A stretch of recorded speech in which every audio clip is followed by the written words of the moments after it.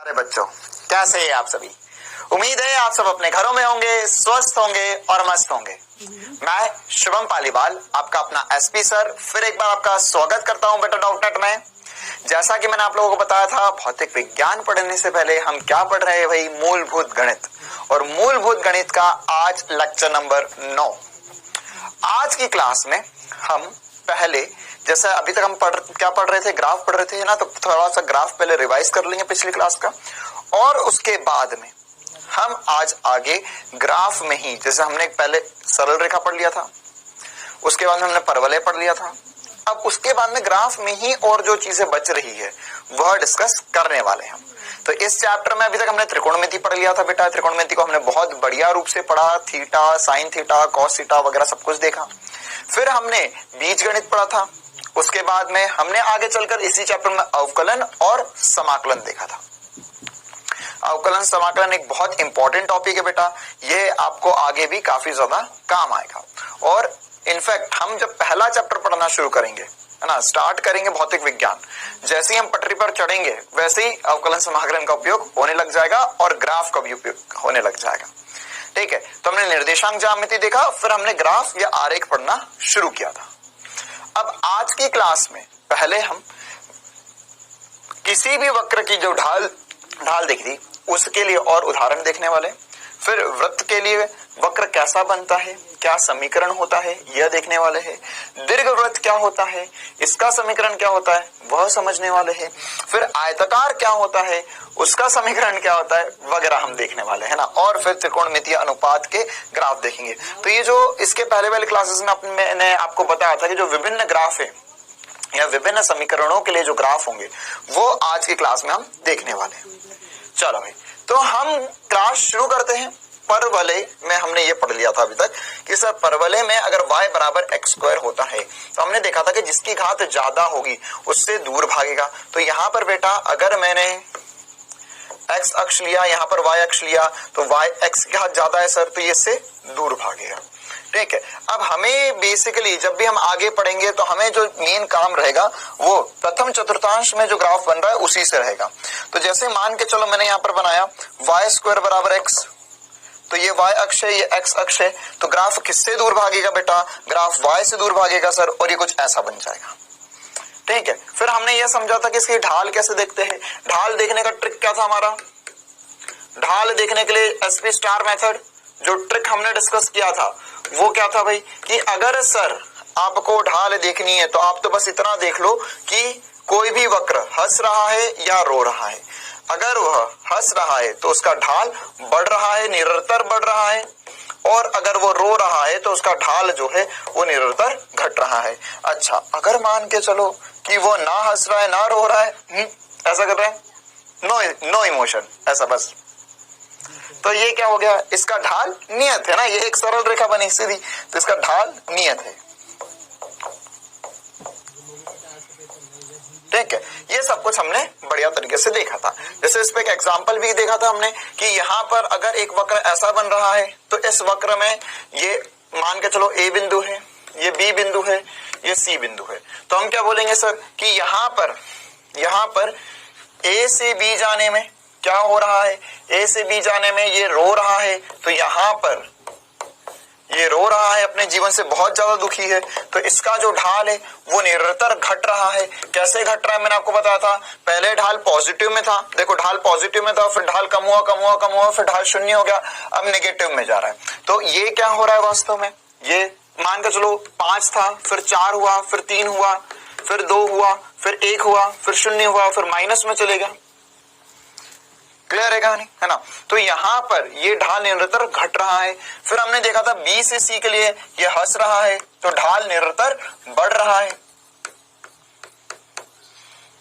और ये ढाल कैसे बढ़ रहा है, यहाँ पर पहले पॉजिटिव में नंबर नेगेटिव में थे, फिर 0 हुआ, फिर पॉजिटिव में जा रहा है, तो नेगेटिव से 0 से पॉजिटिव जाने को हम बढ़ना कहते हैं। ये सब कुछ हम देख चुके हैं। अब इसी में एक और महत्वपूर्ण सी बात करते हैं हम, जिसे हम कहते हैं परिमाण। और परिमाण क्या होता है, पहले हम ये समझते हैं परिमाण मतलब क्या है, फिर किसका परिमाण है वो देखेंगे, है ना। परिमाण मतलब क्या, मात्रा, कितना है। है ना। जैसे मैंने बोला मेरे पास 5 किलो शक्कर है, तो कितनी शक्कर है? 5। तो ये 5 क्या हो गया? उसका परिमाण हो गया। क्लियर है? छोटी सी बात है ना। जैसे मान के चलो 100 आदमी है, तो कितने आदमी है भाई? कितना परिमाण है? 100।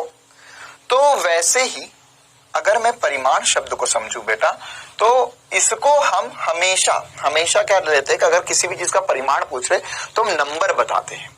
क्या बताएंगे? केवल नंबर बताएंगे या संख्या कितनी है, संख्या बताएंगे। संख्या बताएंगे कहने का मतलब क्या है कि कितने हैं, मतलब 10 है, 15 है, 50 है, 100 है। तो अगर मान के चलो ये संख्या ऋणात्मक हुई मतलब कि जैसे मैंने बोला -5, एक जगह बोला 4, एक जगह बोला 3, एक जगह बोला -1, तो इनका परिमाण कितना है? अगर मैं परिमाण देखूं बेटा, तो परिमाण को हम मॉड से चिन्हित करेंगे। किससे चिन्हित करते हैं? मॉड से। मॉड मतलब क्या है? ऐसा मानो आप कि किसी भी संख्या के आगे मैंने 2 सिपाही खड़े कर दिए, है ना। ये 2 सिपाही क्या करेंगे? जब भी ये मॉड खुलेगा या इसका मान जो होगा या परिमाण जो होगा वो हमेशा एक पॉजिटिव संख्या होगी। इसका 5 होगा, इसका 4 से 4 पॉजिटिव तो पॉजिटिव का पॉजिटिव ही रहेगा, 3 पॉजिटिव तो पॉजिटिव का पॉजिटिव ही रहेगा, 1 नेगेटिव है तो उसका जो रिजल्ट आएगा वो पॉजिटिव आएगा। तो मतलब सब में जो आंसर आएगा वो हमेशा पॉजिटिव आएगा। क्लियर है? छोटी सी बात। चलो अब मैं आपसे एक बात पूछता हूं कि मान के चलो मेरे पास जो संख्या है वो पहले नंबर थे -5 का, -4 हुआ, -3 हुआ, -1 हुआ, 0 हुआ, 1 हुआ, 2 हुआ। तो ये नीचे जाने पर ये बढ़ रहे हैं या घट रहे हैं? सर इधर से इधर जा रहे हो तो ये तो बढ़ रहे हैं, है ना, ये इंक्रीज हो रहे हैं। तो यहां पर मैं बोल सकता हूं कि ये जो नंबर है, ये जो संख्या है वो बढ़ रही है।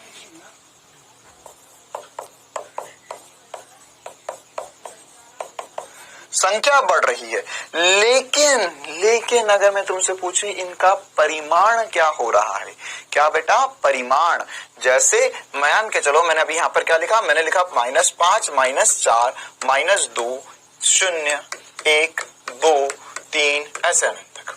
तो मैंने बोला कि सर इस तरफ जाने पे जो संख्या है वो संख्या तो बढ़ती जा रही है, क्योंकि नेगेटिव से 0 से पॉजिटिव मतलब क्या हो रहा है? ये बढ़ रही है। तो संख्या बढ़ रही है, लेकिन परिमाण का क्या हो रहा है? परिमाण बढ़ रहा है या घट रहा है ये पता करना है। तो परिमाण बढ़ रहा है घट रहा है कैसे पता करेंगे? देखो इसका 5 का परिमाण क्या है? -5 का 5, 4 का -4 का 4, -2 का 2, 0 का 0, 1 का 1, 2 का 2, 3 का 3 और ऐसे अनंत तक बढ़ते जाएंगे। तो एक बात बताओ, है ना, ये क्या लिखा है? ये इसका परिमाण है भाई, परिमाण। तो ये मतलब परिमाण मतलब नेगेटिव हटाना है बस आपको। तो ये अगर मैं देखूं तो ये वैल्यूज पहले 5, 4, 3, 2, 1, 0 हुई, फिर 1, 2, 3, 4, 5, 6। तो क्या बोलेंगे इसे? ये निरंतर बढ़ रही है। बताओ भाई, ये बढ़ रही है, घट रही है, बढ़कर घट रही है, घटकर बढ़ रही है, क्या हो रहा है ये बताओ आप। तो अगर सर मैं देखूं तो पहले ये नंबर 5 था, 4 था, फिर मतलब ये नंबर अब मैं देखूं ये यहाँ पर क्या माइनस साइन के साथ, यहाँ माइनस साइन नहीं है। तो ये मैंने जो नंबर रखे हुए इसमें ये पहले घट रहे हैं,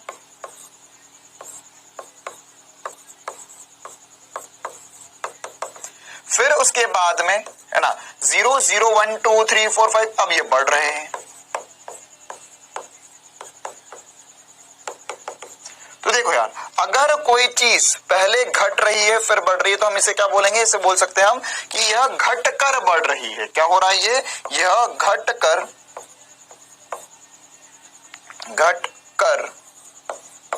बढ़ रही है।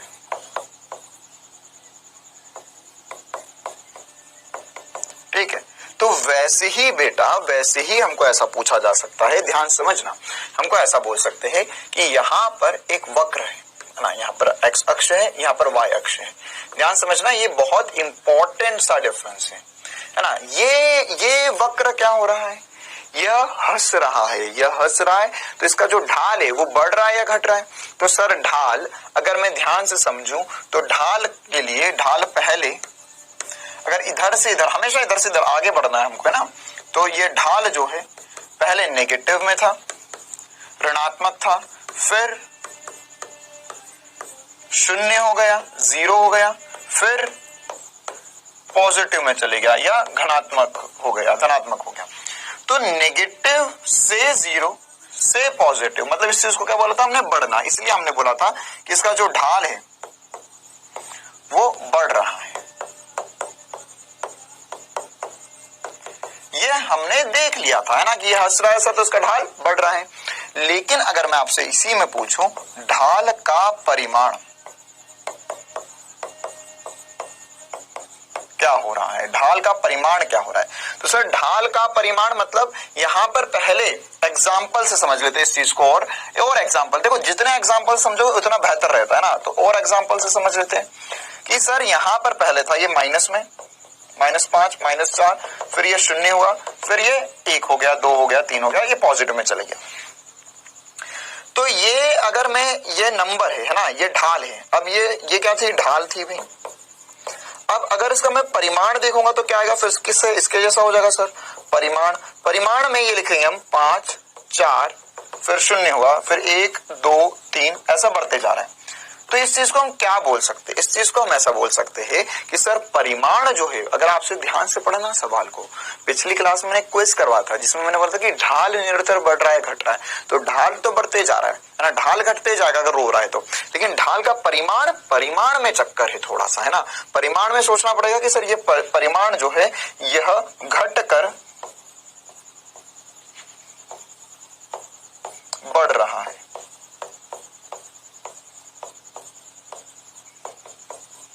क्लियर है कहानी, है ना। ये परिमाण जो है वो पहले घटा फिर बढ़ा।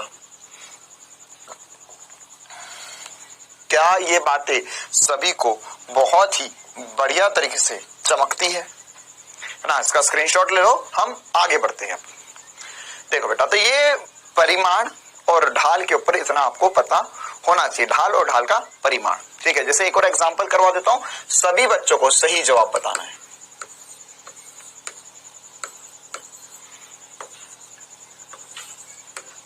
बताओ भाई क्या हो रहा है, क्या हो रहा है यहां पर। इसमें अगर मैं x में आगे बढ़ता जा रहा हूं तो पहले बताओ ढाल बढ़ रहा है घट रहा है, और ढाल का परिमाण क्या हो रहा है।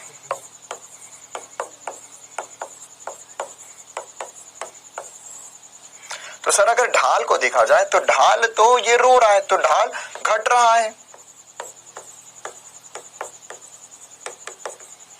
ना। ये रो रहा है ना यार भाई, अपने जीवन से कितना दुखी है, देखो भाई।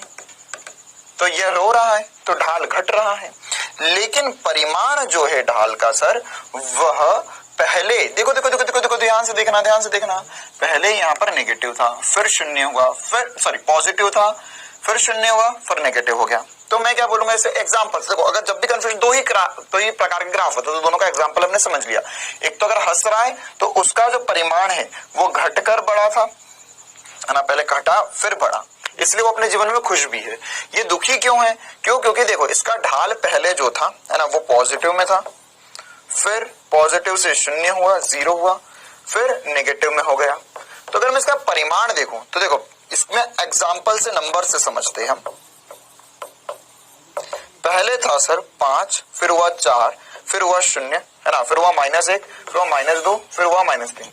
तो देखो क्या हो रहा है यहां पर सर, यहां पर इसका परिमाण पहले घट रहा है।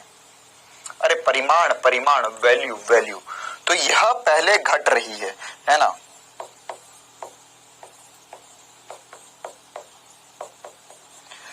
लेकिन इनका अगर मैं वैल्यू देखो तो मान तो कम होते जा रहा है। अरे तुम्हारे नंबर आए, एग्जांपल देता हूं मैं लास्ट क्लास में, नंबर आया, नेगेटिव में नंबर आया तो तुम बहुत दुखी होंगे। लेकिन अगर मैं बोलूं कि मैं केवल परिमाण बताऊंगा तुम्हारे नंबर का, नेगेटिव पॉजिटिव नहीं बताऊंगा, तो ऐसे तो बहुत खुश। मान के चलो एक बच्चे के -400 नंबर आ गए, तुम्हारे +350 नंबर आए, तो जिसके -400 आए वो तो तुमसे ज्यादा नंबर लिया आया। क्यों, क्योंकि इसका मैं परिमाण बता रहा हूं। तो अगर मैंने परिमाण बताया तो -400 का परिमाण 400 आ जाएगा, तो वो तो उसके तो वाह वाह हो जाएंगे, है ना। और तुमको बोलेंगे घर वाले नंबर कम ला रहे हो तुम, बाकी वास्तव में -400 वाले के बहुत कम नंबर है ना, और तुम्हारे 300 नंबर है, बहुत ज्यादा है। लेकिन अगर परिमाण देखा जाए तो परिमाण रूप से उसके नंबर तुमसे ज्यादा हो गए। तो वैसे ही यहां पर हम परिमाण देखें तो इनका परिमाण क्या हो जाएगा, इनका परिमाण लिखेंगे सर यहाँ पे -1 का परिमाण 1, फिर 2, फिर 3। तो ये परिमाण क्या हो रहा है, बढ़ रहा है, परिमाण बढ़ रहा है।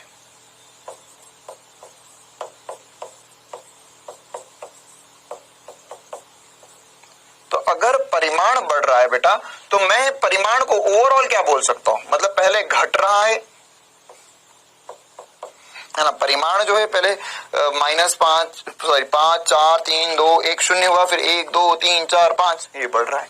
तो सर ये तो इसके जैसा ही हो गया। हाँ बिल्कुल बेटा, अगर परिमाण देखोगे तो परिमाण दोनों में घटकर बढ़ रहा है ना, परिमाण ढाल का परिमाण घटकर बढ़ रहा है।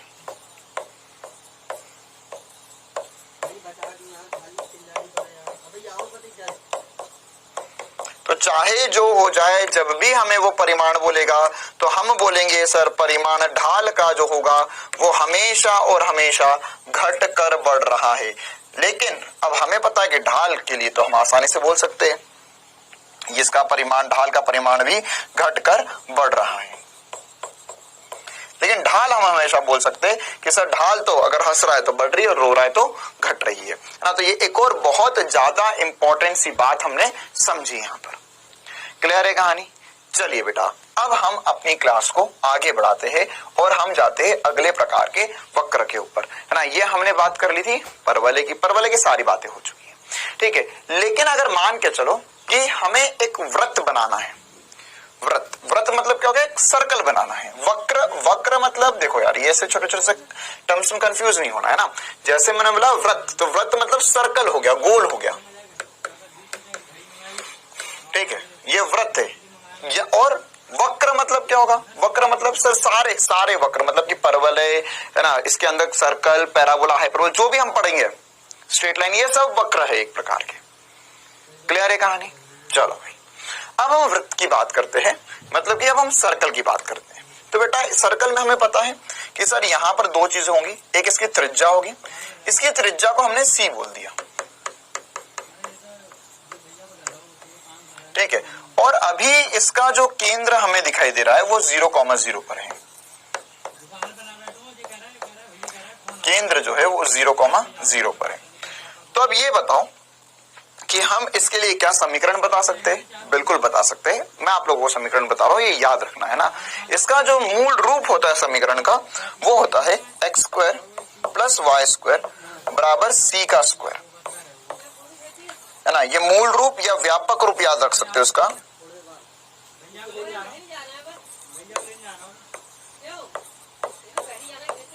मूल रूप समीकरण का या जो व्यापक रूप होगा इसका, या जो का सूत्र होता है वो होता है ना, x² + y² बराबर c²। ये उसका सूत्र है या उसका व्यापक रूप है जो वृत्त का केंद्र मूल बिंदु पर है ना। ये कहां पर है भाई? मूल बिंदु पर केंद्र है। बिंदु रे बिंदु, मूल बिंदु पर अगर केंद्र होगा तो हम लिखेंगे x² + y² बराबर c², है ना। जैसे देखो, इसमें हमें ज्यादा नहीं पढ़ना है, छोटी छोटी सी बातें हमें पता होनी चाहिए। जैसे मान के चलो हमने सोचा कि एग्जांपल कर लेते हैं इस पे, हमें बोला गया x² + y² बराबर 49 है। फिर हमसे पूछ सकता है वो सवाल में, है ना, ये पहली बात तो ये पूछेगा कि यह कैसा वक्र है या कौन सा वक्र है, कौन सा वक्र है, ठीक है, पहली बात। फिर वक्र बताओगे तो वो पूछेगा इसका केंद्र कहाँ है ना, और पूछेगा इसकी त्रिज्या कहाँ है। तो हमें पता है सर x² + y² बराबर c² होगा, है ना बेटे। बहुत इंपॉर्टेंट सी बात है, x² + y² बराबर c²। जब भी हमें समीकरण दिखाई देगा तो हम बोलेंगे कि यह बना है एक सर्कल, ये बना है एक वृत्त।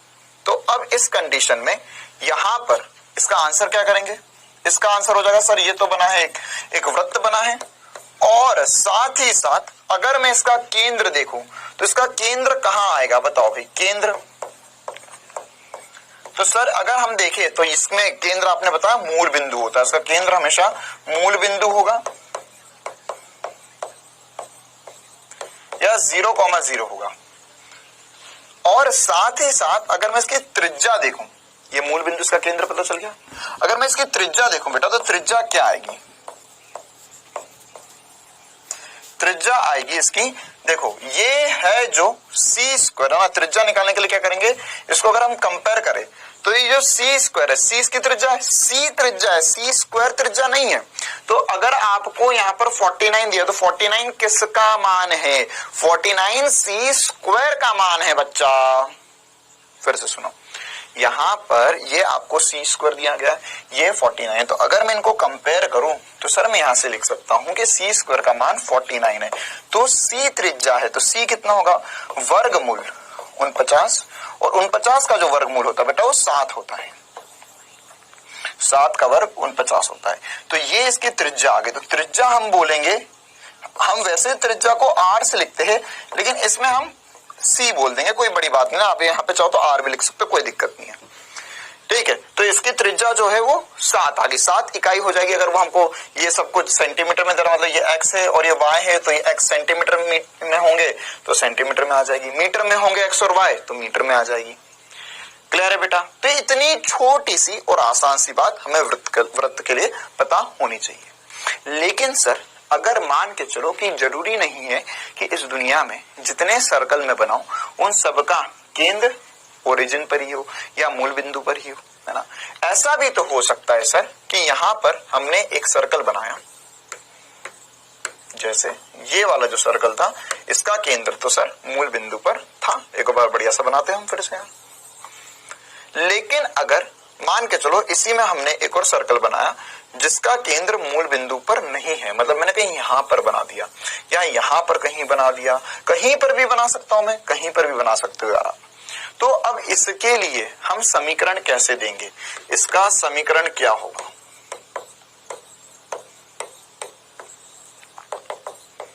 इसका समीकरण क्या होगा। तो बेटा अगर तुम्हें इसका समीकरण पता करना है तो उसके लिए अब हम समझते हैं कि ये जो पीछे हमने पढ़ा था इसमें क्या कुछ परिवर्तन कर दे तो उसका समीकरण बन जाए। बिल्कुल बना सकते हैं। देखो मान के चलो कि ऐसा कुछ वृत्त है, अब इसमें इसका केंद्र मुझे नहीं पता कहां है, तो इसे मैंने बोल दिया ये केंद्र है h, k पर, है ना। h और k क्या है, k, h और k केंद्र के नए निर्देशांक हो गए ना। तो अब मैं बोलूंगा कि यहां पर जो केंद्र है वो आ गया है h, k पर, और इसकी जो त्रिज्या है वो आ गई है c। हाँ भाई त्रिज्या फिर से c होगी। तो यहां पर जो सूत्र बनेगा बेटा यह बनेगा, ध्यान समझना, ये बनेगा x माइनस h का वर्ग प्लस y माइनस a का वर्ग बराबर c स्क्वायर हो जाएगा। क्लियर है ना। अब इसमें उसमें था x square plus y square बराबर सी स्क्वायर, इसमें है एक्स माइनस एच का वर्ग प्लस वाई माइनस के का वर्ग इक्वल टू सी स्क्वायर, और एच कॉमा के क्या है, केंद्र के निर्देशांक है। जैसे मान के चलो, देखो इसमें कंफ्यूज मत हो जाना है ना, यहाँ पर माइनस फॉर्मूले में ही है। जैसे देखो इसमें 2 एग्जाम्पल करवाऊंगा मैं आपको। पहला एग्जाम्पल लिखते हैं हम यहाँ पर, मान के चलो मैंने बोला समीकरण x माइनस 2 का वर्ग प्लस y माइनस 1 का वर्ग बराबर 25 है। तो सबसे पहले तो ये पूछेगा आपसे कि ये जो समीकरण है ये किसके लिए है, तो क्या बोलोगे सर ये फिर से किसके लिए है, एक वृत्त के लिए ही है। फिर दूसरी बात इसमें पूछी जाएगी बेटा आपसे कि ये वृत्त तो है, अब इसका केंद्र क्या होगा, केंद्र और त्रिज्या क्या होगी।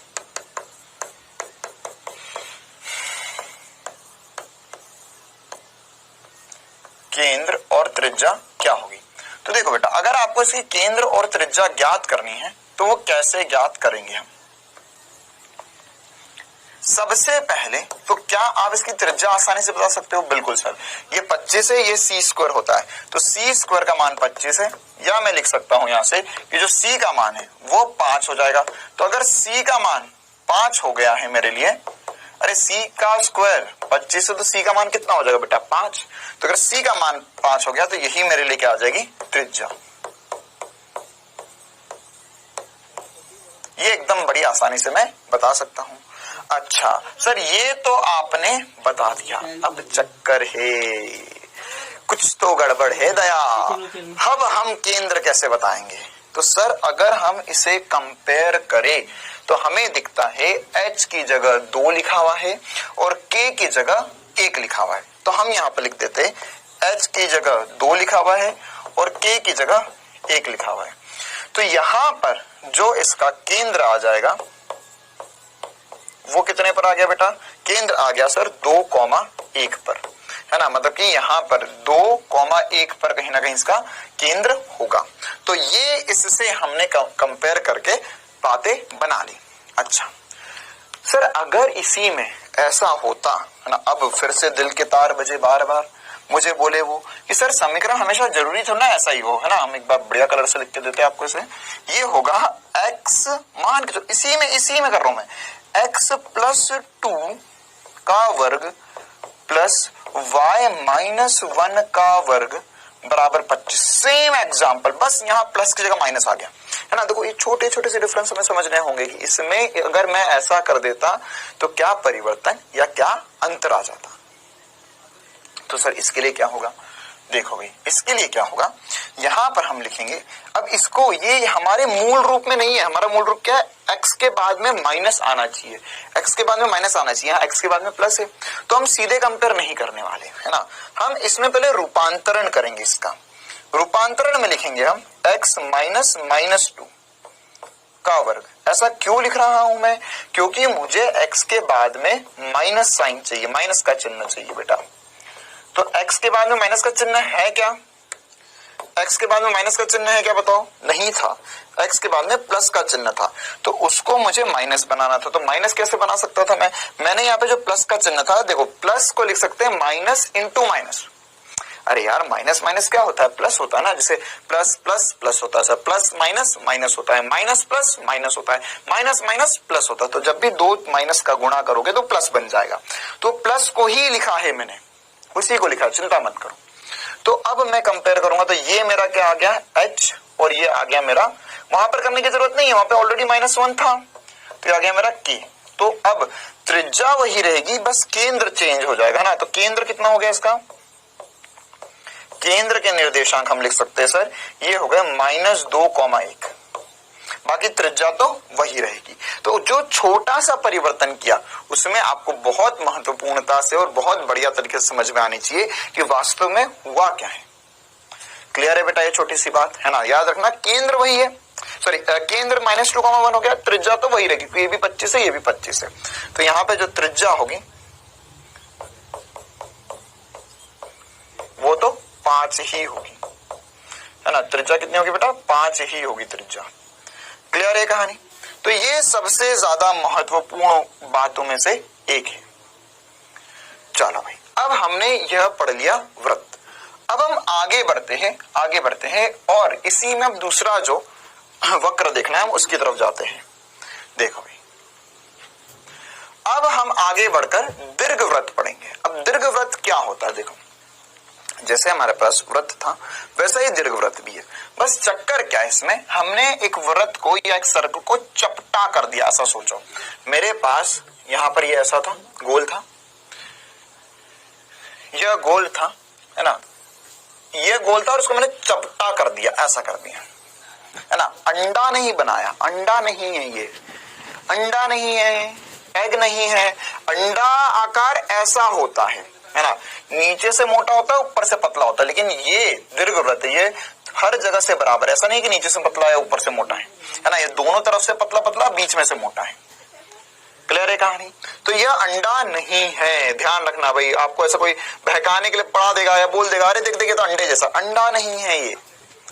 क्लियर है। चलो, तो अगर ये एक दीर्घवृत्त होता है तो इसके लिए मैं लिखूंगा सर ये x हो गया, ये y अक्ष हो गया, इसके लिए भी x अक्ष हो गया, ये y अक्ष हो गया।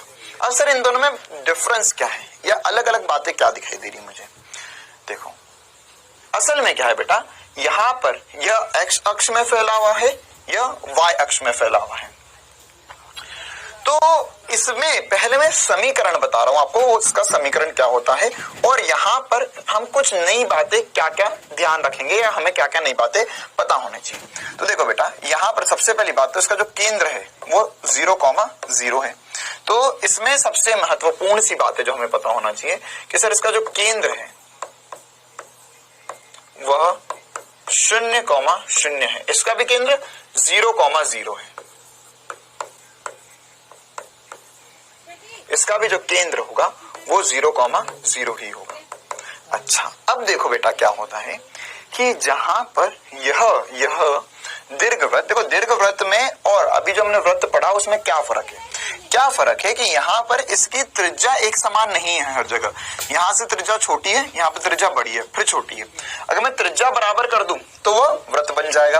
तो यहाँ पर बेटा जहां पर जिस बिंदु पर यह x अक्ष को काट रहा है उसे हम बोलते हैं a,0 या a दूरी। मतलब कुल मिला के कहने की बात ये होगी कि ये वाली जो दूरी है वो a है। इसी प्रकार से यहाँ पर y अक्ष में जो दूरी होगी उसे हम b बोलेंगे, या इस बिंदु को या इस निर्देशांक को मैं 0,b कह सकता हूं। क्लियर है बेटा। इसी प्रकार से यहां पर भी क्या होगा, यहां पर ये दूरी भी क्या होगी, a होगी, है ना। देखो a हमेशा x अक्ष पर, कहां पर, x अक्ष पर वक्र कट रहा है वो a दूरी होती है, और y अक्ष पे जहां पे कटेगा वो b दूरी होगी। हमें इस बात से मतलब नहीं है कि वह a छोटा है या b बड़ा है, कुछ भी हो सकता है, या b छोटा है a बड़ा है, जैसे यहाँ पे b छोटा है a बड़ा है, यहाँ पर a छोटा है b बड़ा है, दोनों कंडीशंस पॉसिबल है ना। इसलिए मैंने दोनों चीजें आपको बनाई है ताकि पहली बार से क्रिस्टल क्लियर सब कुछ रहे। तो इसमें हमें सर साफ दिख रहा है कि जो a है वो बड़ा है b से, और यहाँ पर जो b है वो बड़ा है a से। कुछ भी हो, दोनों चीजों में कुछ भी हो बेटा, इसका जो समीकरण होता है वह हमेशा और हमेशा दोनों के लिए x² बटा a² प्लस y² बटा b² y² बटा b² बराबर 1 रहेगा। हमेशा यही समीकरण होगा। क्या होगा, x² by a² plus y² by b² equals to 1। अगर a और b बराबर हो जाते हैं, a और b क्या हो जाते हैं भाई, बराबर हो जाते, तो a और b बराबर हो गए तो सर ये दूरी और ये दूरी बराबर हो गई, तो क्या बनेगा बताओ, दिमाग पे जोर डालो। अगर a और b बराबर हो गया तो क्या होगा बताओ भाई। तो सर अगर a और b बराबर हो गया तो ये तो वृत्त बन जाएगा, एक सर्कल बन जाएगा। क्लियर है, छोटी सी बात है ना। तो यहाँ पे a² bye x² by a² plus y² by b² बराबर 1 होता है। अच्छा चलो, तो यहाँ पर सर हमें इतना तो समझ में आ गया, इसका समीकरण ये होता है। अब ये a और b को बोलते क्या है ना। देखो तो यहाँ पर a को इसके लिए बता रहा हूँ, है ना, अभी मैं इसके लिए बता रहा हूँ, वही बातें इसके लिए भी बोल सकते, इस दीर्घवृत्त के लिए भी बोल सकते हो। तो a जो होता है बेटा, है ना, वह लघु दीर्घ अक्ष होता है, सॉरी अर्ध दीर्घ अक्ष होता है। ये लिख देते हैं हम, अर्ध दीर्घ अक्ष होता है। और इसी प्रकार से जो b होता है वो अर्ध मतलब आधा है एक्चुअल में, ये है ना, तो इसलिए हम अर्ध बोल रहे हैं। अर्ध, यहां दीर्घ बोला था इसे लघु बोलेंगे। ये जो बातें लिखी हमने a और b की, वो इसके लिए है ना। अब इसमें देखो ध्यान से देख लो बेटा, a क्या है, a है अर्ध दीर्घ मतलब कि बड़ा, है ना, तो अर्ध दीर्घ अक्ष, और b क्या है, अर्ध लघु अक्ष। अब अगर मैं इसके लिए बोलूंगा तो इसके लिए a क्या हो जाएगा सर, इसके लिए जो a होगा वह अब हमारा वास्तव में अर्ध लघु अक्ष हो जाएगा,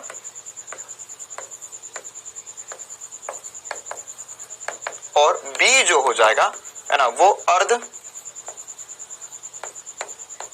जो b हो जाएगा वो हमारे अर्ध दीर्घ अक्ष हो जाएगा। इससे कोई फर्क नहीं पड़ता, है ना, आपको इसमें कोई चिंता लेने वाली बात नहीं है कि a बड़ा है b बड़ा है, वो नाम उसके हिसाब से हम रख देंगे, कोई दिक्कत नहीं है इसमें। क्लियर है बेटा। चलो भाई अब हम आगे बढ़ते हैं, है ना। इसमें एक दो और छोटी छोटी सी बातें होती है, वो आगे चलकर जब हम इसका उपयोग करेंगे, इसका उपयोग हम एक दो ही जगह करेंगे फिजिक्स में, तो वहां पर जो इंपॉर्टेंट बातें होगी वो मैं आपको बता दूंगा, ठीक है। चलो अभी हम यहाँ पर इसमें एक दो और इंपॉर्टेंट बातें समझते हैं कि इसका क्षेत्रफल क्या होता है। इसका क्षेत्रफल होता है पाई गुणा a गुणा b, और इसकी जो परिधि होती है बेटा वो होती है पाई a प्लस b। ये छोटी सी दो बातें आपको याद रखना होगी। देखो इसमें और हमने जो वृत्त पढ़ा उसमें फर्क ही क्या है। अगर a और b को मैं बराबर कर दूं, जैसे एक बार मैं बराबर करके बताता हूं आपको कि मान के चलो मैंने a बराबर b कर दिया, तो a बराबर b कर दूंगा, तो यहाँ पर सर ये मेरे पास ये दूरी a थी, ये दूरी b थी, तो सर इसको काटता हूं, ये तो एक वृत्त बन जाएगा, सर्कल बन जाएगा। ये क्लियर है, सर्कल बना देते बढ़िया सा, देखा, परफेक्ट गोल, यह 0,0 हो जाएगा। तो अगर a और b बराबर हो गए तो मुझे ऑलरेडी पता है, अरे ये तो पता था ना तुम्हें कि इसमें जो वृत्त का क्षेत्रफल होता है वो पाई इंटू ए और बी बराबर है ना, ए और बी बराबर हो गया सी बोल दिया मैंने अभी के लिए, तो जाएगा सी स्क्वायर। या हम इसे, अरे ए और बी को बराबर करोगे तो ए इंटू बी है बेटा, ए इंटू बी है तो ए इंटू बी मतलब कि सी स्क्वायर बना देंगे वो, है ना, क्योंकि पाई ए इंटू बी, तो ए की जगह भी सी रखूं, बी की जगह भी सी रखूं मैं, तो क्या बन जाएगा पाई सी स्क्वायर बन जाएगा। या हम इसे पाई आर स्क्वायर में बोल सकते हैं, जहां आर या सी दोनों क्या है, त्रिज्या है। ठीक है, चलो बहुत बढ़िया बात। अब इसमें परिधि क्या होती थी इसकी, ओहो भूल गए, बताओ 2 पाई आर होती थी बेटा, है ना। अब ये भी वही कहानी है कि अगर यहाँ पर ए और बी को हमने बराबर कर दिया, ए और बी बराबर हो गए तो क्या बचेगा 2 पाई आर हो जाएगा वो, है ना। फिर से वैसा ही कर सकते हैं हम, या 2 पाई सी भी लिख सकते हैं हम, कोई दिक्कत नहीं है। चलो भाई, तो ये सब कुछ हमें इंपॉर्टेंट सी बातें पता होनी चाहिए थी। ठीक है, साथ ही साथ इसमें अब एक केंद्र नहीं, इसका एक केंद्र तो ये रहा, साथ ही साथ इसमें बेटा फोकस होते हैं, 2 फोकस होते हैं, है ना। यहाँ पर जो दीर्घवृत्त होता है इसमें ये जो 2 बिंदु है, ये इसे हम एक को F1 बोल रहे हैं, एक को F2 बोल रहे हैं। तो F1 और F2 इसके फोकस कहलाते हैं, है ना। ये थोड़ा सा गणित हो गया, इससे ये हमें कभी की जरूरत तो कम ही पड़ेगी, फिर भी मैंने आपको बता दिया, है ना। इसकी एक ही जगह जरूरत पड़ेगी, इसमें आपने केपलर के नियम पढ़े होंगे कक्षा 9वीं में। अरे याद करो, केपलर के नियम पढ़े थे गुरुत्वाकर्षण में, तो केपलर ने क्या बोला था कि जब भी कोई भी ग्रह किसी भी सूर्य के चक्कर काट रहा है तो वह हमेशा जो पथ होगा वो दीर्घवृत्त पथ होगा। तो ये वही वाली बात है बेटा, ऐसा ही दीर्घवृत्त बनेगा, और जो सूर्य होगा वो F1 या F2 या किसी एक फोकस पर होगा। ये फिर से हम आगे चलकर भौतिक विज्ञान में पढ़ने वाले हैं। चलो भाई, अब ये दीर्घवृत्त को लेके इतनी कहानी हमें आनी चाहिए थी। अब हम आगे बढ़ते हैं और एक और इंपॉर्टेंट ग्राफ को समझते हैं, जिसको बोलते हैं हम आयताकार। देखो ये क्या, अलग अलग प्रकार के समीकरण हमें आगे प्रयोग में आते जाएंगे, तो हमें पता चलेगा अच्छा इसमें अलग ग्राफ बनना है। जैसे मान के चलो कल को ऐसा आ जाए x गुणा y बराबर एक नियत मान है, x गुणा y क्या है, नियत मान है। तो अगर x इंटू वाई है ना, अभी तक हम क्या कर रहे थे, x बराबर y कर रहे थे, x बराबर वाई स्क्वायर कर रहे थे, या x स्क्वायर बराबर y कर रहे थे, या x square plus y square बराबर c स्क्वायर कर रहे थे। लेकिन अब हो गया x इंटू वाई नियत मान है। मतलब क्या होता है बेटा कि जैसे ही x बढ़ाओगे आप तो y घटेगा, क्योंकि x और y का गुणन हमेशा एक नियत रहना चाहिए। या अगर मैंने x को घटाया तो y बढ़ेगा। तो इसका जो ग्राफ बनता है बेटा, वो ग्राफ कुछ ऐसा बनता है। ये छोटा सा ग्राफ है, आपको याद रखना पड़ेगा, है ना। इसी ग्राफ को हम आयताकार भी कहते हैं। क्या बोलेंगे इसे, आयताकार, ऐसा ना। देखो ये क्या है, ये यहाँ पर बहुत y के बहुत नजदीक से कहीं से शुरू होगा और x के बहुत नजदीक से गुजरेगा यहाँ पर अनंत, मतलब ये x अक्ष को अनंत पे जाके मिलेगा और ये भी y अक्ष को जाकर अनंत पर मिलेगा। क्लियर है बेटा, ये छोटी छोटी सी बातें है ना, ये याद रखने का ही, आपको याद करना ही पड़ेगा। ठीक है, अच्छा चलो अब इसमें हम आगे बढ़ते हैं और इसी में एक और ग्राफ समझते हैं। जैसे मान के चलो कि आयताकार तो सर हमें समझ में आया, इसके अलावा इसी के जैसे आयत नहीं होंगे वो, लेकिन इसी के जैसे एक दो और इंपॉर्टेंट से ग्राफ पे आपको बता रहा हूं। जैसे हमने पढ़ा था e की पावर x बराबर y, क्या पढ़ा था, e की पावर x, अरे भूल गए e की पावर x। तो e की पावर x का जो ग्राफ होता है ना बेटा, वो कुछ इस प्रकार से बनता है। मैं यहाँ पर एक बार अलग से वाला ग्राफ बना के बता रहा हूँ आपको, ये इंपॉर्टेंट है, आपको ध्यान होना चाहिए बेटा। e की पावर x का ग्राफ, तो e की पावर x का जो ग्राफ है वो कुछ ऐसा होता है ना। याद करो मैंने आपको क्या बताया था कि पहले तो इसका मान बहुत धीरे धीरे बढ़ रहा है। देखो यहाँ पर माइनस अनंत से शून्य तक आ गया, मान बहुत धीरे धीरे बढ़ रहा है, लेकिन उसके बाद में बहुत ज्यादा तेजी से मान बढ़ता है इसका। ठीक है, जैसे अगर मैं ये पूछूं कि ये वाला बिंदु क्या होगा, ये वाला बिंदु क्या होगा, तो ये जो बिंदु होगा यहाँ पर, ये x अक्ष है, ये y अक्ष है, तो x शून्य है बेटा। ओहो, y अक्ष पर अगर मैं कोई भी बिंदु लूं, y अक्ष पर बिंदु में, कोई भी बिंदु में, बिंदु में x शून्य होता है, अरे x बराबर शून्य होता है तभी तो y अक्ष पर है, और y बराबर शून्य कर दोगे तो x अक्ष पे आ जाएगा वो बिंदु। तो यहां पर क्या होगा बेटा, यहां पर सर y, यहां पर x बराबर शून्य है, तो अगर मैंने लिखा y बराबर e की पावर x और इसमें रख दिया x बराबर शून्य, तो ये हो जाएगा e की पावर शून्य, e की पावर शून्य होगा 1। e की पावर शून्य क्या होगा, अरे किसी भी नंबर की घात शून्य करोगे तो क्या आता है, 1 आता है। तो ये जो बिंदु है, बिंदु 0, 1 है। तो देखो इसके पहले कितना कम कम, धीरे धीरे धीरे धीरे धीरे धीरे धीरे धीरे धीरे फिर एकदम बढ़ गया। तो e की पावर x का ग्राफ होता है। किसका ग्राफ है बेटा, e की पावर x का। इसी प्रकार से हम चाहे तो e की पावर -x का भी ग्राफ बना सकते हैं ना। 1 मिनट के लिए हटा रहा हूं उसे, e की पावर -x का ग्राफ बनाना चाह रहा हूं मैं। तो e की पावर -x का ग्राफ भी इधर से कहीं से शुरू होगा बेटा, और इसी बिंदु को कट करते हुए जाएगा। तो ये जो ग्राफ होगा वो कुछ इस प्रकार से बनता है ना। ये इधर से चढ़ेगा, ये इधर से उतर जाएगा। तो ये वाला जो ग्राफ है वह e की पावर -x का ग्राफ है ना। ध्यान रखना, e की पावर x का ग्राफ इधर से बढ़ेगा और e की पावर माइनस उल्टा है तो नेगेटिव से इधर की तरफ आएगा। क्लियर है भाई कहानी, जितना बताया मैंने सबको, मुझे उम्मीद है बढ़िया तरह से समझ में आया होगा। अब हम आगे बढ़ते हैं इसमें, है ना। ये हमने आयत वगैरह समझ लिया। अब हमें इसमें बहुत इंपॉर्टेंट से त्रिकोणमितीय अनुपात के ग्राफ देखने। देखो यार, त्रिकोणमितीय अनुपात के जो ग्राफ है ये आपके लिए बहुत इंपॉर्टेंट भी है। क्यों इंपॉर्टेंट है, क्योंकि इन्हीं ग्राफ की वजह से, या यही ग्राफ असल में आपको मान भी बता रहे, जैसे हमें साइन 90 का मान पता है, साइन 30 डिग्री का मान पता है, साइन 45 डिग्री का मान पता है ना, वो सब कुछ इस ग्राफ से ही बना है। और ये ग्राफ हमें आगे चलकर बहुत ज्यादा काम आएंगे पूरे फिजिक्स में, साइन के, कॉस के। क्लियर है बेटा। अच्छा, और उसके साथ ही साथ इसके अलावा भी जो मैंने आपको बातें बताई थी, मैंने आपको ASTC नियम बताया था त्रिकोणमिति में, तो वो असल में इसी से बनता है। ठीक है, तो चलो बेटा, अब यह सब कुछ हम समझते हैं कि साइन का ग्राफ वगैरह क्या होता है और इसकी क्या महत्वपूर्ण बातें होंगी। चलो भाई शुरू करते हैं। ये जो ग्राफ आपको सामने दिख रहा है बेटा, ये साइन एक्स का ग्राफ है ना। तो ये y बराबर, मतलब ये y अक्ष है, ये x अक्ष है ना। तो हम इसे बोलेंगे ये है सर y बराबर साइन एक्स का ग्राफ। ठीक है, अब देखो जो हमने पढ़ा वो सब कुछ इस ग्राफ का ही नतीजा था। जैसे अगर मैं 1-2 छोटी छोटी बातें बताऊं कि जैसे यहां पर देखें हम, तो ये क्या है, ये ग्राफ कहां से शुरू हो रहा है, ये ग्राफ शुरू हो रहा है सर जब थीटा का मान 0 डिग्री। अगर मैं x का मान 0 रख दूं, मतलब x क्या मेरे लिए अभी थीटा है, कोण है।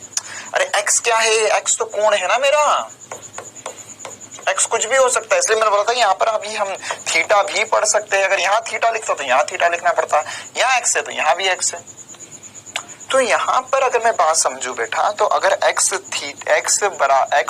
की बात करूं, y बराबर साइन 0 की बात करूं, तो यहाँ पर ये 0 से शुरू हो रहा है। मुझे पता है सर कि साइन 0 का मान 0 होता है, साइन 90 का मान 1 होता है। और ASTC रूल है ना, से हमने पढ़ा था कि यहाँ पर, अरे ये देखा था ना, ए सनम तेरी कसम, यहाँ पर देखा था कि सब पॉजिटिव होंगे, यहाँ पे साइन पॉजिटिव है, यहाँ पे टेन पॉजिटिव, यहाँ पे कॉस पॉजिटिव। देखो तो यहाँ पर साइन पॉजिटिव है, मतलब पहले और द्वितीय चतुर्थांश में साइन पॉजिटिव, मतलब 0, 90 डिग्री, 180 डिग्री तक साइन पॉजिटिव। तो देखो भाई यहाँ पर 0 से 180 तक साइन का वैल्यू पॉजिटिव है।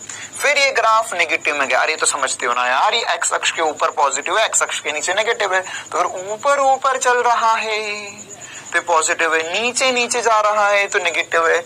मतलब कि असल में देखा जाए सर, तो ये मेरा प्रथम चतुर्थांश है, यह द्वितीय हो गया 90 से 180 तक, 180 से 200 तक तृतीय है, और 270 से 360 डिग्री तक चतुर्थ चतुर्थांश है। तो देख रहे हो मजा जिंदगी का। ये सब कुछ यहीं से आया। अभी कॉस अगर आप पढ़ेंगे तो मैं, अरे अच्छा सर वहां से बन रहा था क्या, बिल्कुल यहाँ से बनती है सारी चीजें। तो देखो ये 0 से 90 तक बढ़ा, फिर 90 से 180 तक कम हुआ।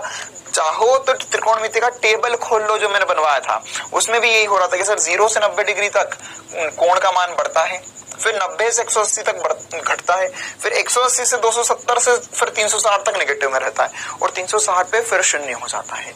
तो देखो बेटा, अब इसमें ये जबरदस्त बात है कि अगर आपको मैं ये बोलूं कि साइन का मान 1 कब कब होता है, 0 कब कब होता है, तो आपको वो त्रिकोणमिति में घुसने की जरूरत नहीं है। सब कुछ अब हम ग्राफ से करेंगे, चुटकियां बजाते हैं हमारी सारी बातें ग्राफ से हो जाएगी। हमको पता है सर 90 डिग्री पर 1 होता है, 270 डिग्री पर -1 होता है। इसी वजह से मैं आपको बोल रहा था, है ना, कि इसका जो अधिकतम मान है वो 1 है और न्यूनतम मान है -1, क्योंकि ग्राफ मुझे पहले से पता था, है ना। तो ये सब कुछ इसी ग्राफ से बना कि साइन का जो मान है ना, ये हमको लिख देते हैं हम कि साइन थीटा का जो मान है, साइन एक्स का मान, मतलब एक्स का मान कुछ भी रख दूं मैं, थीटा का मान कुछ भी रख दूं, साइन एक्स का मान जो है बेटा -1 से 1 के बीच ही रहता है। किसके बीच तक रहेगा? -1 से 1 के बीच ही रहेगा, उससे ज्यादा परिवर्तित होने वाला नहीं है। अधिकतम 1, न्यूनतम -1। शून्य भी है तो सर शून्य न्यूनतम, अरे गधे बच्चे, -1 जो होगा वो शून्य से कम होगा ना यार, तो ये -1 है। और यहाँ पर 0 पर शून्य है, 180 पे भी शून्य है, 360 पे भी शून्य है।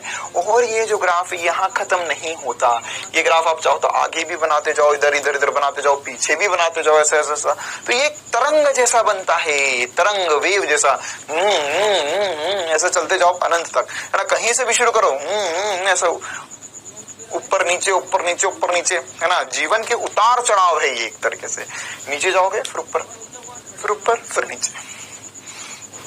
क्लियर है छोटी सी बात, है ना।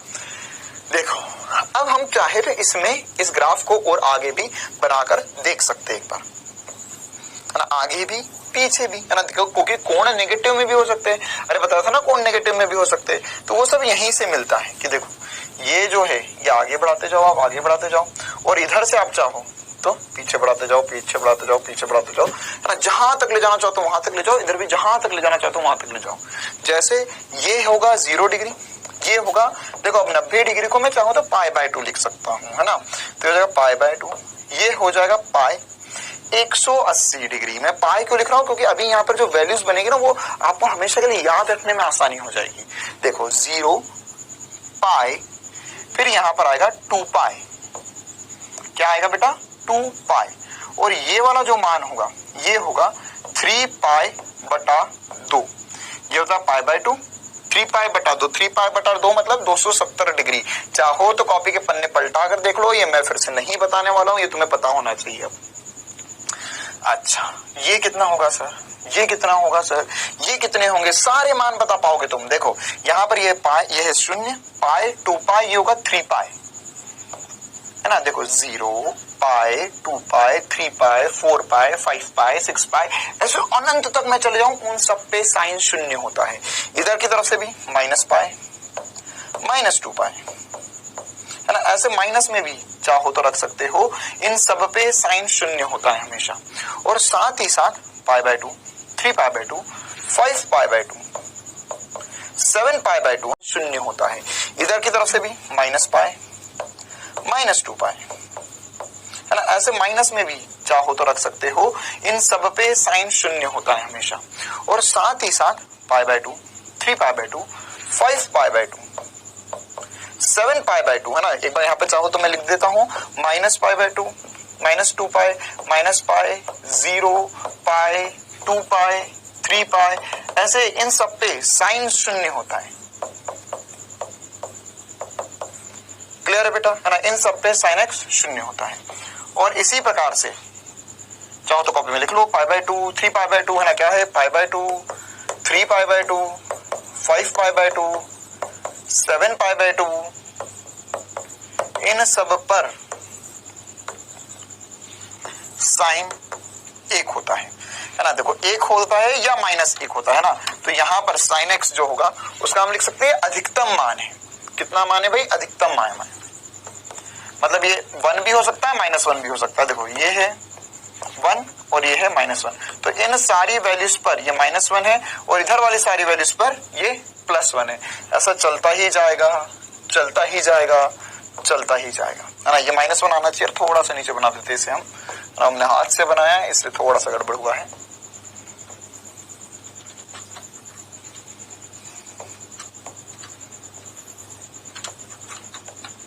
देखो कितना परफेक्ट बना है। ठीक है, तो ऐसे ही मान आगे बढ़ते जाएंगे। तो ये sin x को लेकर हमें बातें पता होनी चाहिए। अब ऐसी ही बातें, एग्जैक्ट ऐसी ही बातें cos x को लेकर भी कर लेते हैं। देखो ये जो sin x के लिए पढ़ा बेटा, एग्जैक्ट वैसा का वैसा cos x का भी होता है, क्योंकि हमें पता है कि sin और cos के जो मान होते हैं सर, वो लगभग एक ही जैसे होते हैं। sin x और cos x के मान एक ही जैसे होते हैं, बस थोड़ा सा परिवर्तन था सर, थोड़ा सा चक्कर था, वो सभी चक्कर इससे समझ में आएगा। देखो ये जो ग्राफ है, ये y बराबर cos x का ग्राफ है। तो अब ये जो y बराबर cos x का ग्राफ है बेटा, और y बराबर sin x का जो ग्राफ था, वो एक ही जैसे ग्राफ है। अरे इन दोनों में क्या फर्क दिख रहा है? ये देखो, ये देखो, ये देखो, ये देखो, ये देखो, ये देखो, क्या फर्क दिख रहा है सर? कोई बड़ा फर्क नहीं है। यहां पर असल में ये यहां से शुरू हो रहा था, अगर मैं इसमें ये इसको हटा दूं पूरे को, है ना, अभी जैसे मान के चलो, अभी एक वक्त के लिए हमने बोला कि सर यहां से ये वाला ग्राफ हटा दिया जाए। हाँ, ये वाला ग्राफ अभी के लिए हटा देते, हम इतना पोर्शन हटा देते, यहां से शुरुआत करी जाए। तो यहां से शुरुआत करेंगे, अगर मैंने इधर से शुरुआत करी तो यही बन गया। ये तो देखो अब एक ही हो गया ना। तो जो साइन है ना, जो साइन है और जो कॉस का ग्राफ है, वो एक ही जैसा ग्राफ है। आया मजा? देखो, तो अब इसको हमको याद रखने की जरूरत नहीं है ना, अब हमें आसानी से हमेशा के लिए याद भी रहेगा ये। अब हम इसमें क्या क्या गंभीर बातें वो समझ लेते हैं। जैसे हमें पता है सर कि वैल्यूज तो ऑलमोस्ट सेम ही होती है, साइन की कॉस हो जाती है, कॉस की साइन हो जाती है, और हमें पता है कि जो कॉस 0 होता है वो 1 होता है, और कॉस 90 जो होता है वो 0 होता है। देखो कॉस 0 1 है, कॉस 90 0 है। और इसके अलावा बेटा आपको पता है कि जो कॉस है ना, कॉस वो फर्स्ट और फोर्थ क्वाड्रेंट या पहले और चौथे चतुर्थांश में यह पॉजिटिव होता है। अरे ए सनम तेरी कसम, तो ये फर्स्ट में और फोर्थ में देखो पॉजिटिव। फोर्थ मतलब क्या हो गया? 360 डिग्री तक हो गया। ये चतुर्थांश है। 0 से 90 तक प्रथम चतुर्थांश था, 90 से 180 तक द्वितीय था, 180 से 270 तक तृतीय चतुर्थांश था। तो देख रहे हो कितनी मजेदार बातें हैं यार यहाँ पर, कि हमें ये पूरा पॉजिटिव, ये नेगेटिव, ये नेगेटिव, ये पॉजिटिव मिल रहा है ना। तो ये सब कुछ इसी ग्राफ से चढ़ता है उतरता है। हमें पता चला यहाँ पे वैल्यू 1 है, यहाँ 0 है और यहाँ -1 है। मतलब जो cos x की वैल्यू से बेटा, cos x के मान, cos x के जो मान है वो कहां से कहां तक जा सकते हैं सर? cos x के मान जो है वह -1 से 1 जा सकते हैं।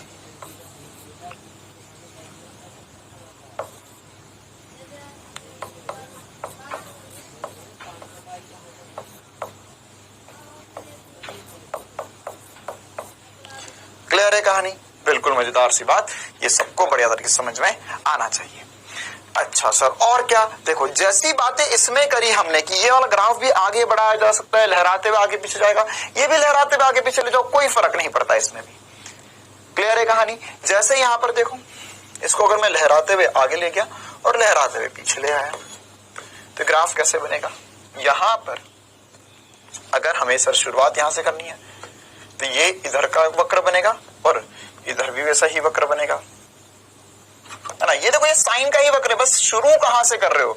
ये शुरू हो रहा है 1 से, वह शुरू हो रहा है 0 से, है ना। अगर मैं चाहूं यहां पर, तो अगर मैं ये 270 से शुरू कर दूं तो ये फिर से साइन के मान बन जाएंगे। अरे समझ रहे हो ना? या मैं यहां से शुरू कर दूं तो ये पूरा साइन का वक्र बनेगा। ये देखो फिर से साइन बन गया, ये आधा गोला ऊपर आधा गोला इधर, ये फिर से साइन बन गया। इधर की तरफ जाऊंगा तो देखो वो कॉस साइन एक ही है, कुल मिला के कहानी ऐसी है। इस पूरे पे मान -1, इस पूरे पे मान +1।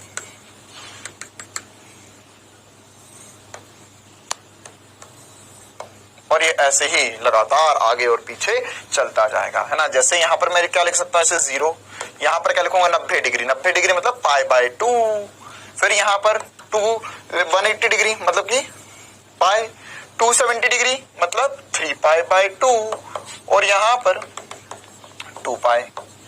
तो देखो 0, π, 2π, जहां जहां पर साइन 0 हो रहा था, है ना। जैसे हमें बताया था सर कि 0, π, 2 पाई, इन सब पे साइन की वैल्यू 0 हो रही थी। वहीं पर कॉस का अधिकतम है 1 है यहाँ पर, या न्यूनतम है ये -1 है, फिर 2 पाई पर, है ना। ऐसे ही यहाँ पर देखो, यहाँ पर क्या रखेंगे सर, इसे रखेंगे -π/2, इसे क्या रखेंगे, इसे रखेंगे -π। तो अब देखो, अगर तुम्हें ये ग्राफ याद रहता है तो तुम्हें वैल्यूज कहाँ पे 0 हो रही है, कहाँ पे 1 हो रही है, कहाँ पे -1 हो रही है, उसमें ज्यादा सोचना नहीं है, वो सब कुछ तुम ग्राफ से समझ सकते हो कि सर अच्छा यहाँ 0 है, यहाँ पर 1, सॉरी यहाँ पर 0 है, यहाँ पर 1 है, यहाँ -1 है, तो मतलब कि cos 180 -1 होगा, cos 360 फिर से 1 हो जाएगा। तो इस प्रकार से हम आसानी से सारी बातें ग्राफ से याद रख सकते हैं, है ना। इसके अलावा एक और बड़ा चमत्कार मैं तुम्हें बताता हूं। देखो भाई, ये समझ लिया सब लोगों ने, है ना, ये सारी बातें क्लियर है। साइन की, कॉस की, जैसी कॉस साइन की है वैसी की वैसी कॉस की है, बस π/2 का फर्क है, π/2 या 90 डिग्री का फर्क है। मतलब कि ये 90 डिग्री बाद से शुरू होता है, ये 90 डिग्री पहले से शुरू हो जाता है। या उल्टा कर लो कि यहां से इसको 90 डिग्री पहले से, कॉस को 90 डिग्री पहले से शुरू करो, पहले तो यहां से, तो ये साइन बन गया और ये अनंत तक चलते जाएगा। मान -1 से 1 के बीच ही होगा। देखो, अब इसमें एक और चमत्कार भरी बात क्या है सर, कि यहां पर अगर हम चाहे तो दोनों को साथ में बनाकर भी देख सकते हो। देखो, बिल्कुल एक जैसे बनते हैं, बिल्कुल एक जैसे, दोनों साथ में बने हुए आपके लिए। ये जो पिंक कलर से बना हुआ है, ये क्या था, हमारा साइन का ग्राफ था, और जो ब्लू कलर से बना हुआ है वो किसका है, हमारा कॉस। थीटा क्यों लिखा हुआ है, मतलब ये डिग्री क्यों बना हुआ है, ताकि वो आपको कोण पता चले। और बिल्कुल वैसा का वैसा ग्राफ है, जहां पर ये 0 है, ये 1 है, जहां पर ये 1 है, मतलब जैसे मान के चलो कि अगर मैंने बोला यहां पर जो साइन का मान है वो 1 है, तो कॉस का 0 हो गया। और वैसे ही सारे मान आगे बढ़ते जाएंगे, बढ़ते जाएंगे और बढ़ते ही जाएंगे। क्लियर है कहानी बेटा? बहुत इंपॉर्टेंट से ग्राफ साइन और कॉस के।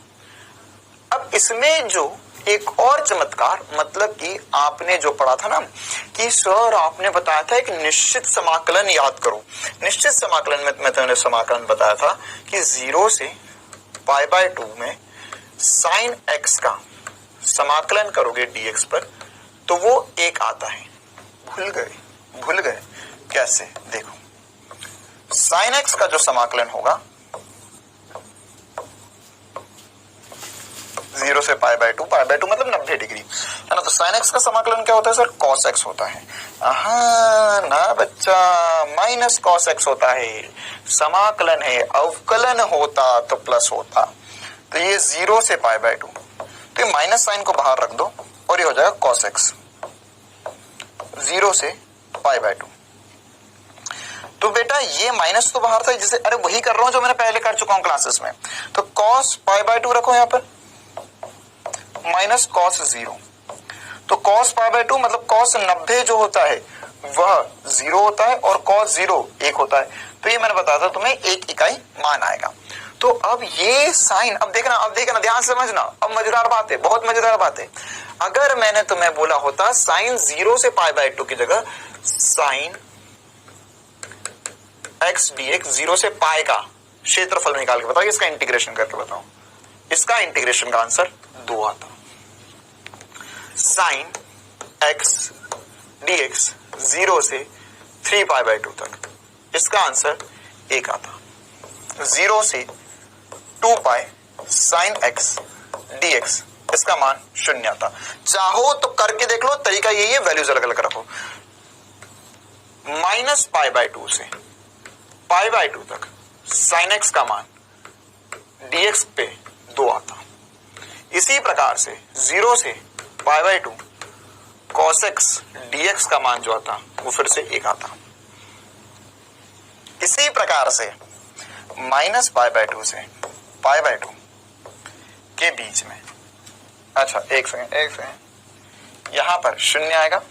माइनस π/2 से π/2 साइन x dx का मान 0 आएगा, लेकिन माइनस π/2 से π/2 cos x का मान जो आएगा वो 2 आएगा। ऐसे ही मैं बहुत सारे लिख सकता हूं। अब मुझे कैसे याद है सब कुछ? सर ये क्या चक्कर है, आपको कैसे पता चल गया ये सारा सब कुछ इतनी जल्दी जल्दी कैसे कर रहे हो? देखो, अब इसके लिए मैं बताता हूं तुम्हें एक बहुत ही जबरदस्त ट्रिक। वास्तव में क्या हुआ है बेटा, 0 से π/2 साइन x का ग्राफ अगर मैं देखूं ना, एक बार ग्राफ पे वापस आते हैं ना, 0 से π/2, तो सर 0 से π/2 मतलब 0 से 90 डिग्री, बिल्कुल सही बात है यार। तो ये ग्राफ कौन सा है सर? ये इतना है, तो इसका क्षेत्रफल क्या होगा, ये रहा क्षेत्रफल। इसका इंटीग्रेशन करके बताओ, इसका इंटीग्रेशन का आंसर 2 आता।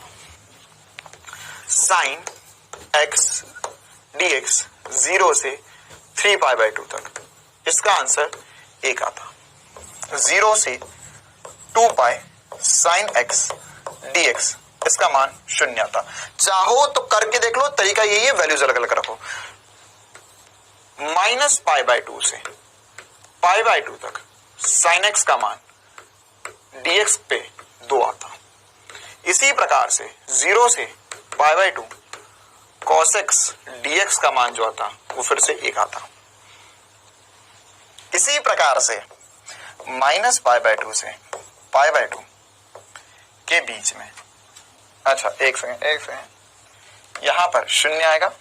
-π/2 से π/2 sin x dx का मान 0 आएगा, लेकिन -π/2 से π/2 cos x का मान जो आएगा वो 2 आएगा।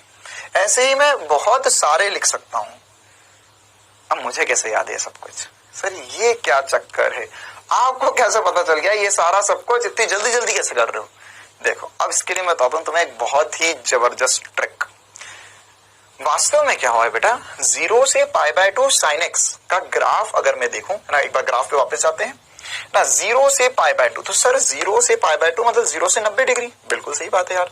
तो ये ग्राफ कौन सा है, सर ये इतना है, तो इसका क्षेत्रफल क्या होगा, ये रहा क्षेत्रफल। अरे देखो भाई ये क्षेत्रफल है। अब बात कुछ ऐसी है कि मुझे पता चल गया है कि यहां पर इस क्षेत्रफल का, ये जो मैंने आधा बनाया है, इसका जो मान है, ये जो क्षेत्रफल है इसका, वो 1 इकाई है। मुझे कैसे पता चला, अरे 0 से π/2, इसका क्षेत्रफल कैसे लिखेंगे, इसका क्षेत्रफल लिखेंगे सर 0 से 90 डिग्री साइन एक्स dx, या मैं लिख सकता हूं इसे 0 से π/2 साइन एक्स dx का मान, ये 1 है।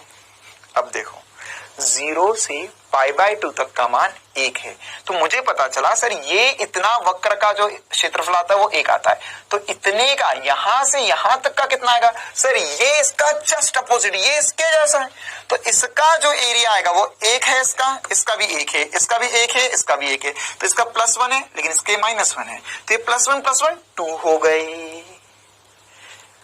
+1 2 हो गए, मतलब 0 से 180 का जो मान आना चाहिए था, देखो 0 से 180 मतलब 180 मतलब क्या है, पाई। तो यहां पर जो मान आने चाहिए थे, एक बार बढ़िया से फिर से ग्राफ बना के बताऊंगा मैं आप लोगों को। यहां पर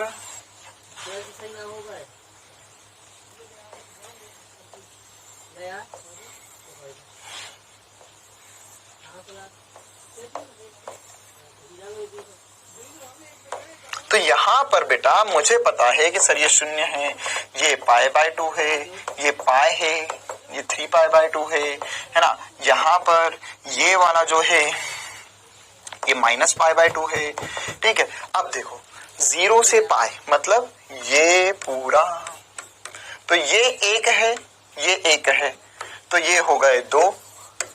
जबरदस्त ट्रिक के साथ हमने ये बात सीख ली कि अगर 0 से पाई तक का सॉल्व करना है साइन एक्स, तो हमें इंटीग्रेट करने की अब जरूरत ही नहीं। फिर से एक और SP स्टार मेथड आपके सामने, 0 से पाई तक में 1 धन 1 कर दे, 2 आ गया। जवाब है ये, करके देख ले, आंसर यही आएगा। 0 से 3π/2, 0 से 3π/2 मतलब सर यहां तक आना है, यहां तक आजा। यह 1, यह 1, यह -1।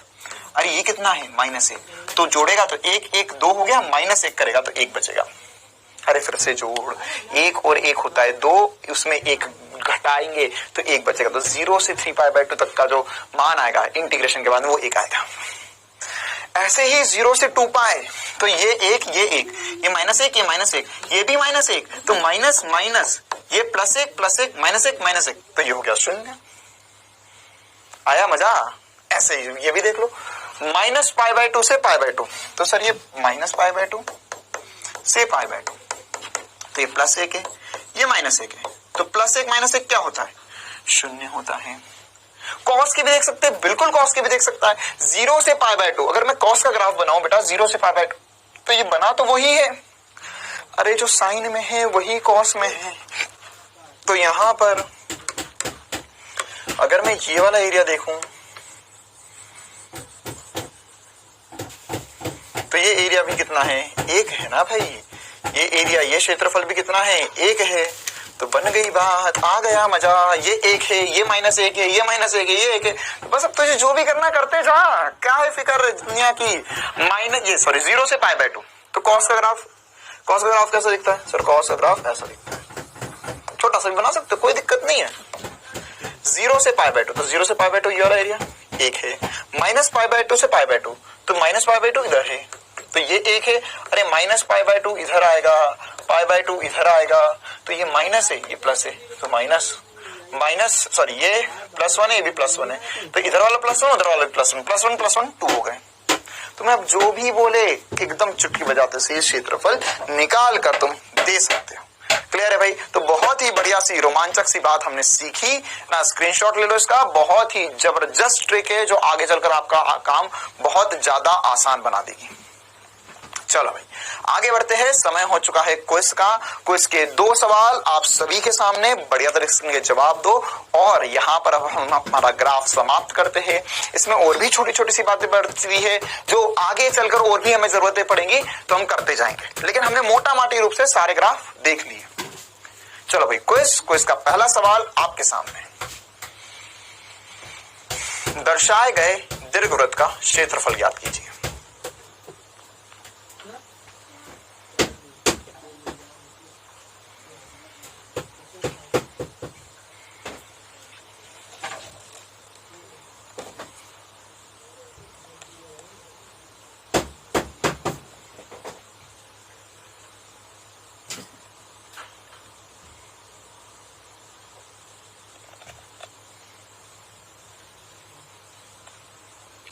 आ गया जवाब?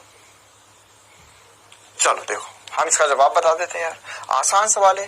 देखो तुम्हें देखने में अजीब लग रहा होगा सर ये तो हमने पढ़ा ही नहीं। अरे देखना है इसमें कि वास्तव में ये वाली दूरी कितनी है। ये आपका अर्ध दीर्घ अक्ष कहलाएगा और ये अर्ध लघु अक्ष कहलाएगा। तो सर ये वाली जो दूरी है वो 2 इकाई है। अरे 4 से 6 2 इकाई, 3 से 4 1 इकाई हो गया। तो क्षेत्रफल जो होता है उसका मान सर हमें पता है। क्या पता है बताओ? बताओ क्षेत्रफल क्या होता है डोरेमोन? तो क्षेत्रफल क्या होगा? पाई ए बी। तो पाई ए का मान 1, बी का मान 2। कोई दिक्कत नहीं, तुम इसको ये मान लो, उसको भी मान लो, जैसा चाहो वैसा कर लो, है ना। तो 1 गुना 2 ही होगा अल्टीमेटली, तो 2 पाई ही आएगा। मेरा आंसर आ गया 2 पाई इकाई। क्लियर है कहानी? चलो भाई आगे बढ़ते एक और सवाल के लिए। निम्न दिया गया ग्राफ किस समीकरण को प्रदर्शित करता है? आपके पास 4 option, sin x, cos x, tan x, cot x।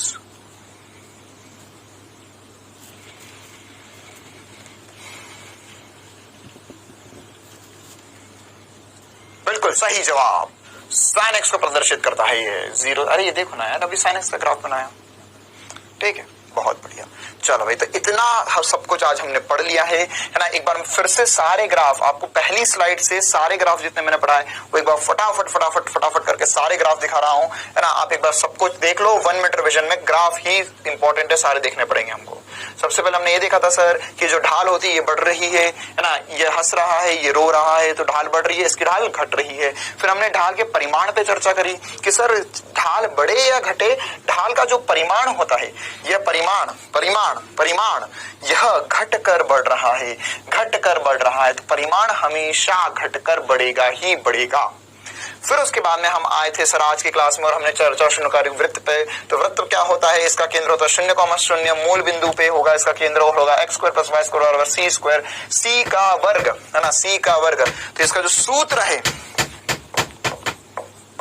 इससे हमने ये पता करा, और c का जो वर्ग होता है वो त्रिज्या के बराबर होता है ना। तो c का वर्ग त्रिज्या है, तो त्रिज्या क्या है? c है ना। तो यहाँ पर सी का वर्ग, सॉरी यहाँ पर ये जो सी स्क्वायर है, तो यहाँ से सी जो होगा वो त्रिज्या होगा, तो ये सी का जो स्क्वायर है वो 49 के बराबर कर दिया हमने, और सी का मान हमने या त्रिज्या का मान निकाल लिया था। फिर हमने इस सी के साथ साथ फिर हमने देखा सर कि अगर केंद्र पर स्थित ना हो वृत्त तो क्या करेंगे, ये करेंगे x माइनस एच का स्क्वायर प्लस वाई माइनस के का स्क्वायर इक्वल टू सी का स्क्वायर।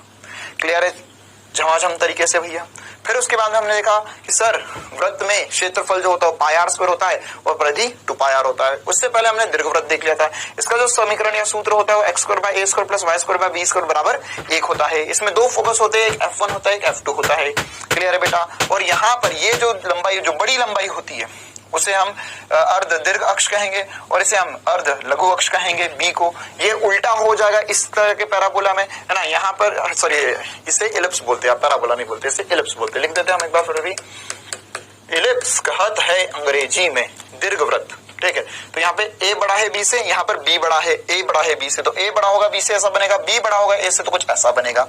क्लियर है कहानी। आगे बढ़ा था फिर हमने, और फिर उसके अंदर हमने देखा था कि आयताकार क्या होता है सर, x इंटू वाई नियत होगा, या हम ऐसा लिख सकते हैं कि x बराबर नियत को अगर x इंटू वाई बराबर c लिख दिया तो x बराबर c बटा वाई भी लिख सकते हैं, या y बराबर c बटा x भी लिख सकते हैं। ये सब कुछ एक ही रूप से होगा और यहाँ पर कुछ ऐसा वक्र बनेगा सर, यह आयताकार होता है। फिर उसके अंदर हमने देखा था कि इसी में e की पावर x का e की पावर x ऐसा बढ़ता जाता है, e की पावर माइनस x ऐसा घटता जाता है। फिर उसके बाद में हम आगे बढ़े थे और फिर हमने सर देखा बहुत ही रोमांचक तरीके से साइन का ग्राफ और कॉस का ग्राफ। साइन के ग्राफ और कॉस के ग्राफ से हमें ये पता चला कि साइन कब पॉजिटिव होता है, साइन नेगेटिव कब होता है। तो ASTC जो रूल पढ़ा था हमने वो वाकई में इससे ही बना है। फिर हमने इसमें बातें देखी कि यहाँ पर ये 0 हो रहा है, यहाँ पर 1 हो रहा है, 90 पे 1 हो रहा है, फिर 180 पे 0 हो रहा है। तो हमने इस ग्राफ को और आगे बढ़ाया और हमें पता चला कि साइन x जो होता है वो 0 होता है। किस किस पर 0 होता है, माइनस पाई बाय 2 पाई, 0 पाई, 2 पाई, 3 पाई, 4 पाई, 6 पाई, ऐसे आगे बढ़ते जाओगे तो इन सब पे ये 0 हो रहा है। फिर हम इसी में हमने देखा कि सर अगर ये -1 या 1 की वैल्यू चाहिए आपको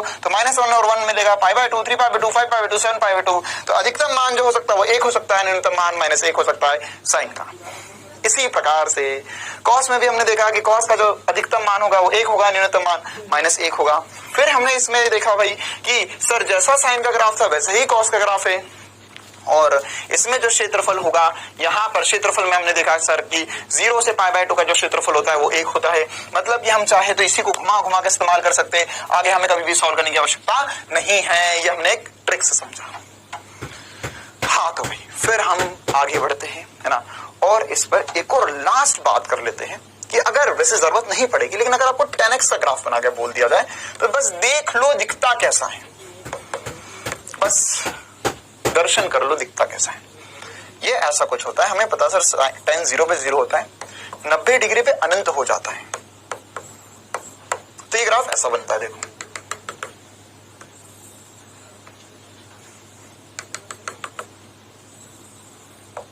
फिर इधर से शुरू होगा, ये 90 डिग्री होगा, फिर 180 डिग्री पे फिर से 0 हो जाएगा, ये 0 है, अरे यार ये माइनस में जाएगा, एक्सट्रीमली सॉरी, तो शुड बी -90, पाई बाय 2 भी लिख सकता हूं, कोई दिक्कत नहीं है।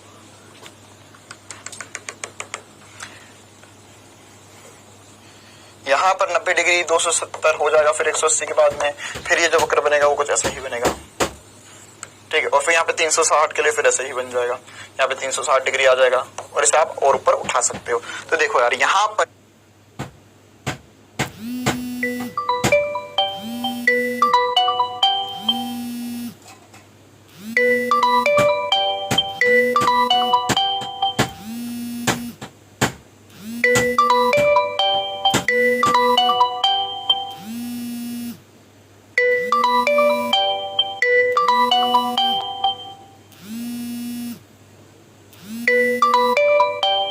हमने आज की क्लास में 1 मिनट रिवीजन भी कर लिया है। ये आपके लिए समरी है आज की क्लास की, और होमवर्क आप सभी को पता है क्या कि होमवर्क सर ऐप में ही क्लास के बाद मिल जाता है हमें, जिसको हम बखूबी रूप से करते भी हैं। हाँ भाई, और उसके बाद में अब अगली क्लास से